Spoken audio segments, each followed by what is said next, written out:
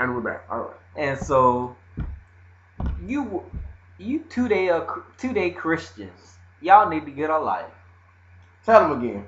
because you don't even have to go to church to believe in God. You don't. And some people don't understand that. But some people need to go to church just to have that understanding where, because I feel that's how I am. Like I definitely need to go to church just to get my foundation back, because I believe my foundation is gone since I joined the military. Military will change you. Military will change you a lot. It will stress you out, and the fact that you know that you're not making nothing. But it's the fact that they keep you because of the fact that you have the stability of a job. You know you're gonna have a job tomorrow. That's the reason why they get you. That's the reason why they keep you. And you know you're gonna get paid a certain amount on the 1st and the 15th. That's how they get you. The benefits, that's okay too. But like really, the hospitals and stuff, is the dentist is not even good like that. To be but they get you because massive recession, and now they're kicking people in the Air Force out. So they are kicking niggas out. You're not gonna get in the Air Force that quick. So especially if you one of us, aka colored folk, or as my grandma say, your people. If they ain't letting your people in, you know what I'm saying? They're not letting a lot of your people in. So, just take advantage of the situation that you have. And if you know, like my brother Marty, if you know that this is not for you, then go ahead and take that next step and get out. But when you get out, have a plan. I got Jesus. That's always the plan. Have a plan. Don't just be out on the road. Yeah. Don't expect things to just fall into place, because if things just fell in your lap, if things fell in people's lap, people wouldn't be in foreclosure. People wouldn't be homeless right now. People that had millions of dollars paying jobs wouldn't be homeless right now or struggling.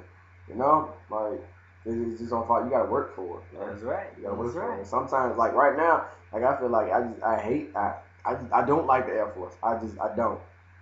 I mean, it has its pluses, but I just don't like the Air Force. But it's the fact that me personally, because I don't have a plan. That's my thing. I know I don't have a plan of what was gonna happen. So I feel that until I have a plan and it's steady, I'm gonna keep doing what I have to do to get money to provide food, to keep food and Tristan's mouth, keep food in my mouth, and a roof over my head. So I'm gonna have to do what I gotta keep doing for me until I figure out, okay, what I need to do, because of the fact that I just can't do that. So because I understand with Mario, because of the fact that being away from your child, being away from home, that shit hurt, bro. Real talk. Especially being over here in Germany, it's tough on you. Real tough.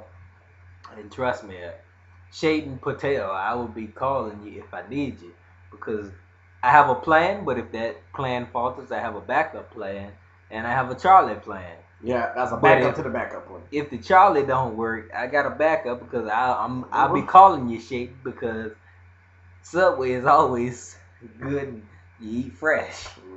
And some people aren't willing to take the little for the greatness. Some people don't want to just make some money versus no money. They think because, I have a PhD, I need to be making more money. I got laid off from this job. I need to be making more money. Nigga, sit your ass down and take a step back and walk with God for a moment. That's what you need to do, because God didn't bring you that far through that education to get you where you at, to let you down. If God says, hey, you need to slow your roll, it's a reason that you lost that job, or it's a reason that you can't get that job that you want. So if God blesses you with the littlest job, then maybe he'll be willing to bless you with the job that you want in the future. But you have to be patient, because if you can't be accepting of what he gives you in the little form, then he doesn't trust you enough to give you something big. He can't trust you to be no millionaire if you can't even live with making $10,000 a year. Think about it. Put it into perspective.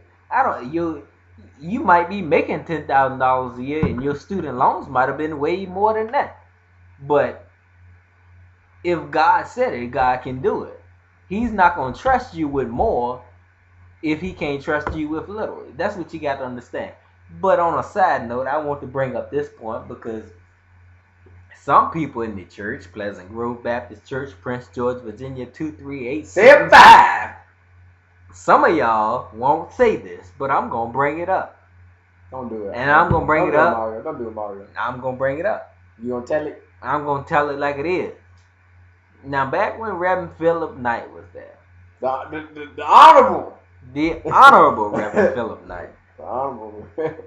There was some things going on in the church. That's when I first came to Pleasant Grove. Before I joined the church, I was there for 2 years, and that's my testimony. But Reverend Knight, he was on the road, he was preaching, he was singing, he was doing this, etc., etc. But it was some things going on in the church that need to be exposed, and one of them things got exposed. Right now, last time I checked. Are you talking about who I think you talking about? Are you about to find out? I know you're talking about. Please, did I say? We got women sitting on the pulpit with Reverend Gooden. I don't know about that. That been sleeping with the deaconess husband. He didn't say that, did he? I'ma tell it. I'm gonna tell it. I'ma tell it. That I know for a fact. I'ma tell it. Have I seen them have sex? No. But when your sexual relations expose themselves, there is no need for visual witness. What you mean? What do I mean? You do not need to have visual evidence to visually accept what they have given you in perception. You ain't got to know who I'm talking about. I'll tell you in a minute. But when you sitting on that pulpit acting like you Miss Ho Kim and Dandy and everything, okay, and you put your, I can't think of the thing they put over their legs, like a cloak when it's cold, you know. Yeah, and they cross the legs. You look a little pretty. You do a little responsive reading. But when you sitting on that pulpit and you sleeping with the deaconess husband, something ain't right there. And now I know why the deaconess was getting down in church having the Holy Ghost every time Reverend Philip Knight sang When I Think of the Goodness of Jesus. Some of y'all know what I'm talking about, but for those of you that don't, there is a reason for the season. There is a reason for the season. There were many other things going on, but I will not expose the church people because they so holy and Christian. But frankly, I don't give a flying freak. That's how God has delivered me. Because in any other words, I probably would have used the F-U-C-K word. Fornication under consent of the king. Oh, that's right. Yeah, but there were many other you cannot relations going on in the church. There were many allegations going on in the church, saying that Reverend Knight had some sexual relations with a man. You never heard that? No, I didn't. Oh, well, if you were in the surrounding churches, that was the rumor going on. Well, I was in Jerusalem. That was the rumor going on. I was in Jerusalem Baptist Church. And 613. Yeah, you were. Charles City, Virginia 230. And at the same time, they said, but that was mine. Mr. PJ Philip Jr. had AIDS. This was the things that were going from the church out to the vicinity. This wasn't something that somebody came and listened to. This was the things that people within our church body were saying. And he and his wife Margaret, they took that all in and let the glory of the Lord shine, because he's still preaching, he's still ministering. Mm-hmm. And don't get me wrong. How many minutes? Oh, we got a few seconds. I don't take up for no pastor, no person, no human being, but when you know something is wrong, you know something is wrong. Okay. Hold on, we're gonna